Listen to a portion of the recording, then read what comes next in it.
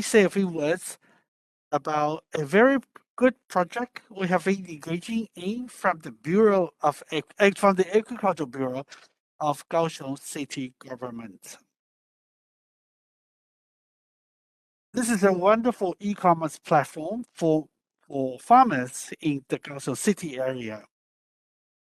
They are able to increase their income through this platform. Now, this is the overview of the agricultural industry in Kaohsiung. Kaohsiung is one of the major agricultural city in the south of Taiwan. We produce a lot of tropical fruits. We produce 44% of jujubes, guava, plum, lychee are also number one in the country. We also produce lots of banana and pineapple. In addition to agricultural product, the Agricultural Bureau also covers livestock. For example, pork, chicken, ducks, poultry, are also in the area of the service of the Agricultural Bureau. And our goal is to set up a government platform to assist farmers to move into e-commerce. This is the traditional format of Taiwan's agriculture. Taiwan is an island facing lots of natural disasters. For example, this is the damage caused by rain to bananas, watermelons. Even there's a great harvest, the result was always very low price, not very good income for farmers. Look at the upper left-hand corner. This is after a great harvest of bananas. And that caused oversupply in the market. The government has to come in and help and purchase these oversupply to maintain the stability of price of banana. And this has always been a question in the mind of the government. We want to maintain the stability of the price, enhance the income of farmers. So we believe e-commerce is a wonderful way to solve this problem. That is how we started this project. This is the current issue, challenges faced by farmers. We have an aging agricultural population and other marketing issues.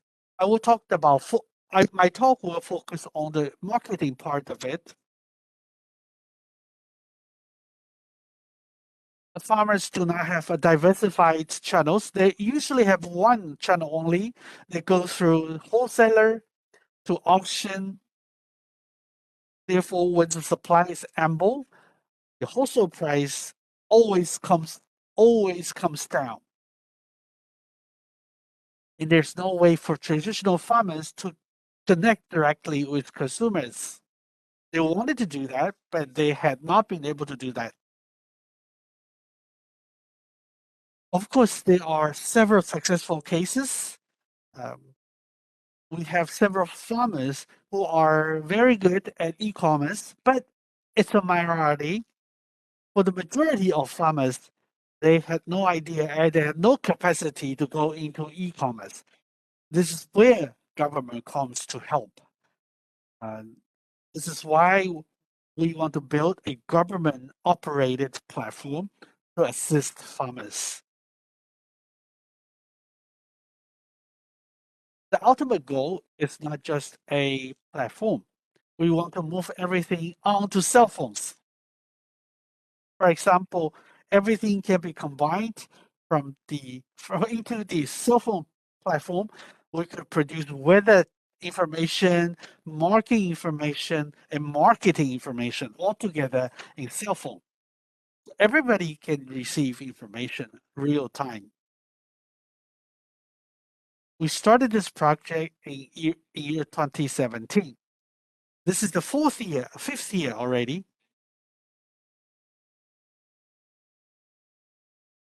For the platform, we started in 2019. We have lots of agricultural products, tea, pineapple, even honey. So how do we market these products directly to customers? Through internet, of course. Farmers can sell these products online anytime they want to. So the government platform is very important for farmers. This is the fee structure of getting online into e-commerce platform.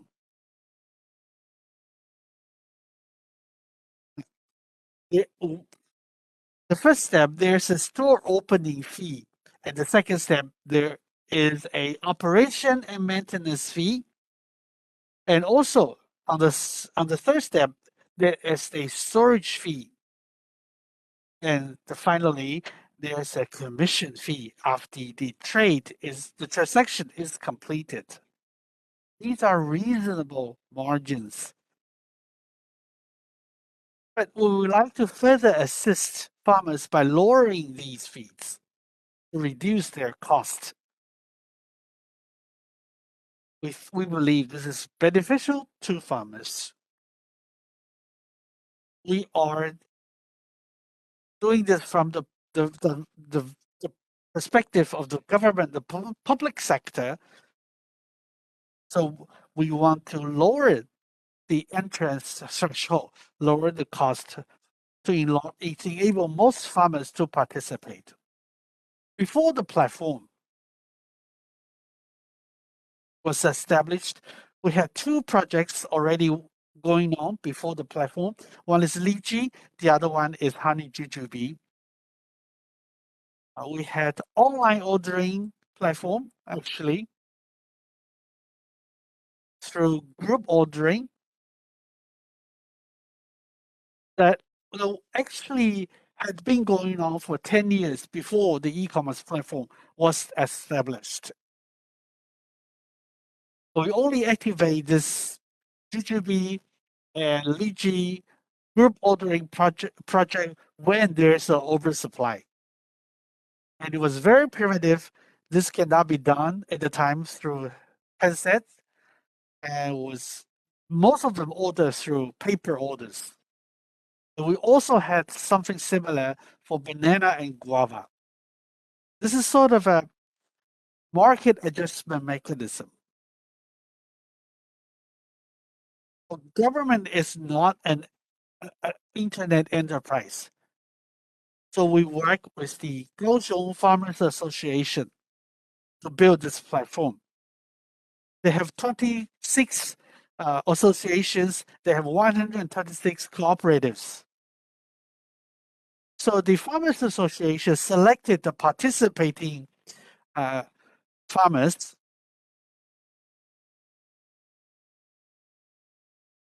So we actually went through the Farmers Association to find farmers that we can work with. And we are very happy that they actually are willing to join us. Through the cooperation, we hope to move these farmers' business online. They can sell online. We will also work with logistics and delivery companies. The Farmers Association has been working with financial institutions and delivery service. Therefore, we use their experience. So what are the benefits of our platform in 2019 when we first launched? 2 to 3 months after the launch, we actually were able to achieve 10 million NT in our revenue.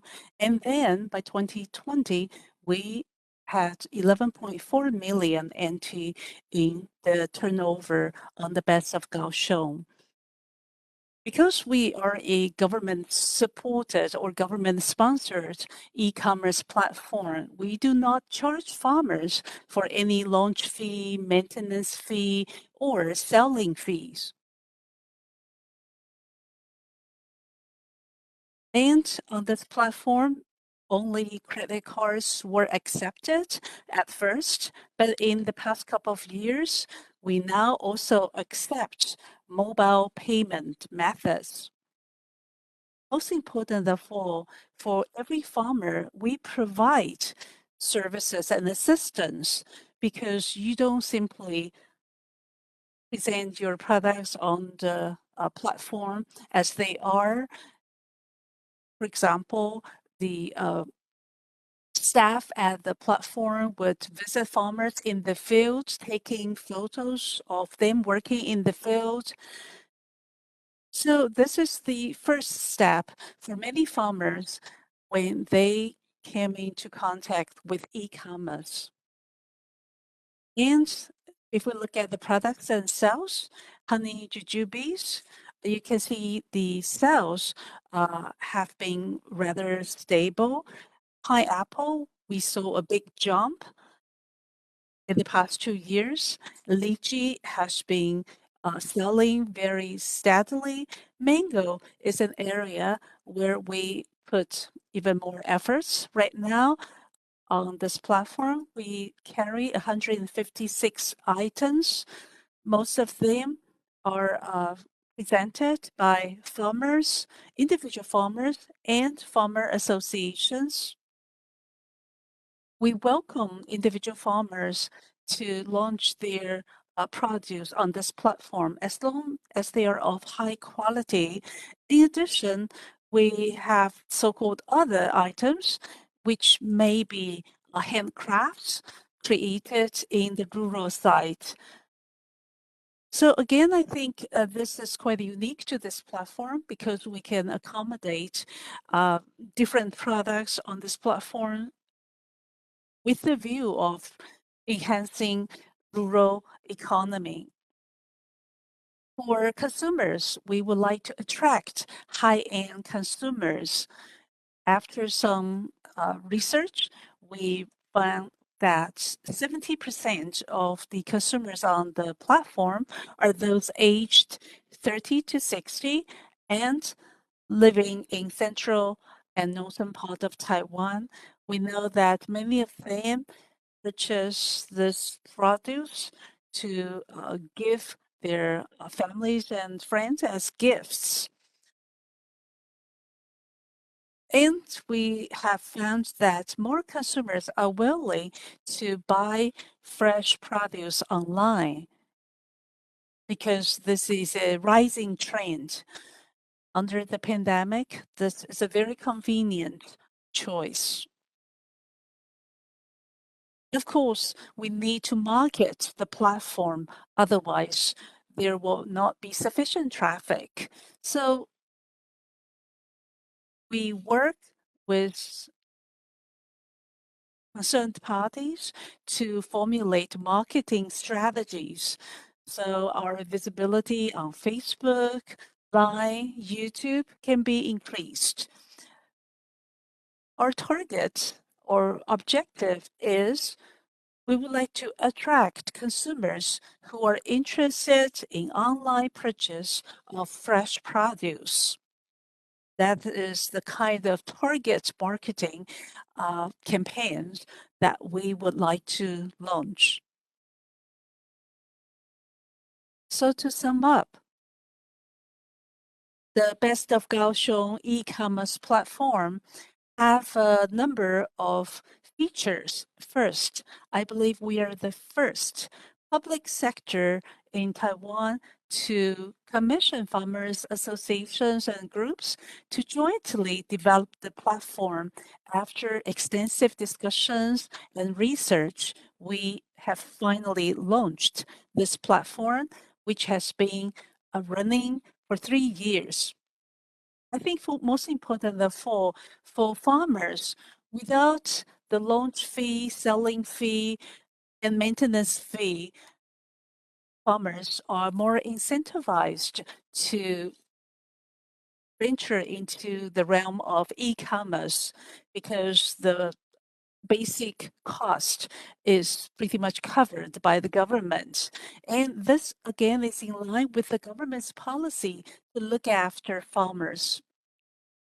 In addition, on this platform, a lot of support services and mentoring guidance are provided for farmers so that farmers' produce can be presented in the most positive light.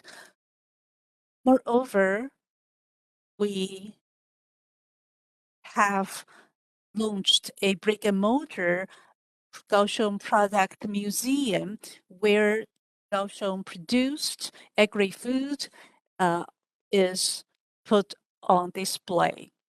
So we try to combine the two, the e-commerce platform and the museum. On a quarterly basis, we also dedicate 30% of the proceeds for public welfare purposes or for philanthropic purposes, because we are not in this for a profit. We're trying to make contribution to society, helping farmers at the same time. So when we first launched this platform, we decided that if there's an oversupply issue or if there's a social issue that's required our attention, we should leverage the platform to do that. For example, last year in Kaohsiung, because of heavy rainfalls, 3 local towns lost their main transportation path, that is the bridge connecting the 3 towns with the other communities. So we help farmers, mango farmers in those 3 towns to promote their products online. So within 1 week, we were able to sell 7,000 packs of dried mangoes so that farmers in those disaster hit areas can maintain their income. So this is an example where we leverage the platform to help farmers in need. Moreover, on a monthly basis, you can see we have been able to achieve, 670% increase in the revenue and turnover. So I believe this government-sponsored e-commerce platform has many benefits, especially with media exposure. More consumers are drawn to this platform. So this again is another example where government is making a lot of efforts to attract media attention and consumers to support local produced agri-foods. So we hope through e-commerce, farmers will feel more in control of their own fate. They don't need to worry about the weather or any conditions that are beyond their control. Thank you.